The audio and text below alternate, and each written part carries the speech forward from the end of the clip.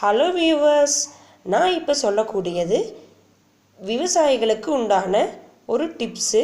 நம்ம வீடியோக்குள்ளே போகிறதுக்கு முன்னாடி நம்ம வீடியோவை சப்ஸ்கிரைப் செய்து கொள்ளலாம்.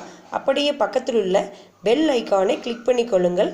ஷேர் பண்ணுங்கள், லைக் பண்ணுங்கள். உங்களுடைய கமெண்ட்ஸை இந்த வீடியோவுக்கு கீழுள்ள கமெண்ட் பாக்ஸில் என்னுடன் ஷேர் செய்யுங்கள். இப்போ வீடியோக்குள்ளே போகலாம் வாங்க. அதாவது விவசாயிகள் தென்னந்தோப்பு வச்சுருப்பாங்க. அந்த தென்னந்தோப்புக்கு உண்டான காம்போஸ்ட், அதாவது உரம், நல்ல உரம்னு சொல்லலாம். இந்த தென்னை மரத்துக்கு ஒரு நல்ல உரம்னு ஒன்று சொல்லலாம். அது என்னன்னு சொன்னோம்னா, நான் முந்தைய வீடியோவில் கொழிஞ்சி செடி போட சொன்னேன் தென்னை மரத்துக்கு உரம்.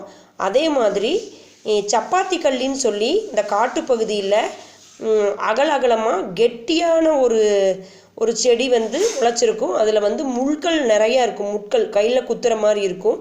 அந்த சப்பாத்தி கள்ளி செடியை நம்ம கேர்ஃபுல்லாக பறிச்சுட்டு நம்ம இந்த தென்னை மரத்தை சுற்றிலையும் லைட்டாக குழி பறித்து விட்டு அந்த சப்பாத்தி கல்லியை வெட்டி போட்டோம்னா ரொம்ப கேர்ஃபுல்லாக வெட்டணும். ஏன்னா அதில் முட்கள் நிறையா இருக்குது. ஸோ தென்னை மரத்தை சுற்றிலும் இந்த சப்பாத்தி கல்லி செடியை வெட்டி இலையாக தனித்தனியாக வெட்டி நம்ம அந்த சப்பாத்தி கல்லியை போட்டு அதற்கு மேலே, அதாவது தென்னை மரத்துக்கு சுற்றிலையும் போட்டுட்டு அதற்கு மேலே நம்ம மண் போட்டு மூடிடணும். ஏன்னா அதில் இருக்கிற முள்கள் கால்கள் கைகள்லாம் படுறதுக்கு சான்சஸ் இருக்குது. ஸோ மண் போட்டு மூடிட்டு நம்ம தண்ணி விட்டு வச்சிட்டோம்னா அது நாளாக சரியாக அந்த சப்பாத்தி கல்லி செடி இந்த தென்னை மரத்தை சுற்றிலையும் நம்ம போட்டுட்ருக்குறோம் இல்லையா, அது நாளாக அது மக்கி உரமாக மாறும். இது ஒரு நேச்சுரலான ஒரு காம்போஸ்ட் உரம்னு சொல்லலாம்.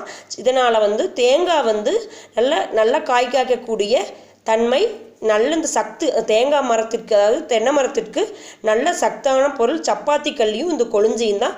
இது இப்போதைக்கு இப்போ விவசாயம் செய்கின்ற விவசாயிகளுக்காக இந்த சேனலை நான் அப்லோடு செய்திருக்கின்றேன். ஸோ விவசாயம் பண்ணுறக்கூடிய விவசாயிகளை நான் அதிகம் விரும்பக்கூடிய ஒரு லேடி. ஓகே, தேங்க்யூ ஃபார் வாட்சிங்.